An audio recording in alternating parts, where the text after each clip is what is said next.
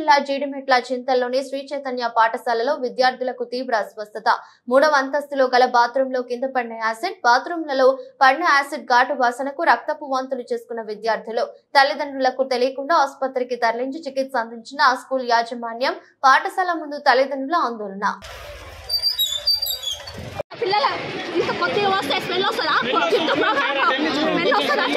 అవును, పిల్లలకి మీ పిల్లలు ఉన్నారు?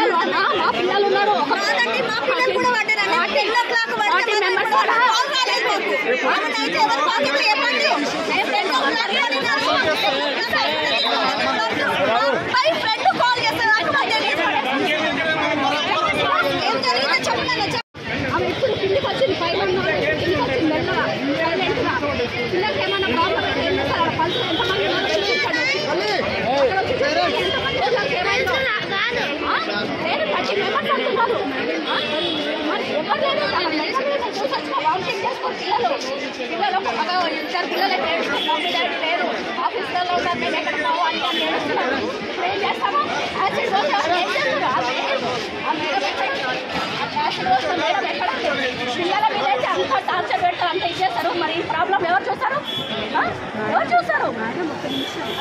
ఒక్క నిమిషం నిల్చొని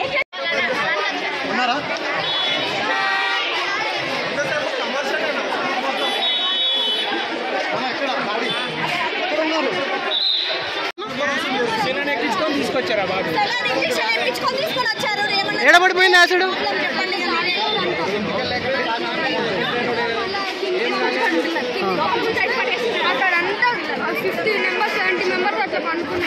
ఎడబడుకున్నారు?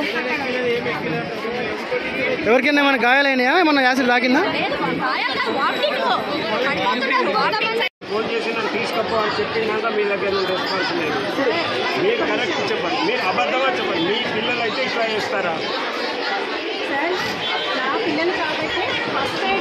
ఒప్పుకుంటున్నాం మేడం, మీరు ఫస్ట్ ఎయిడ్ చేసినందుకు మేము తప్పు పట్టట్లేదు.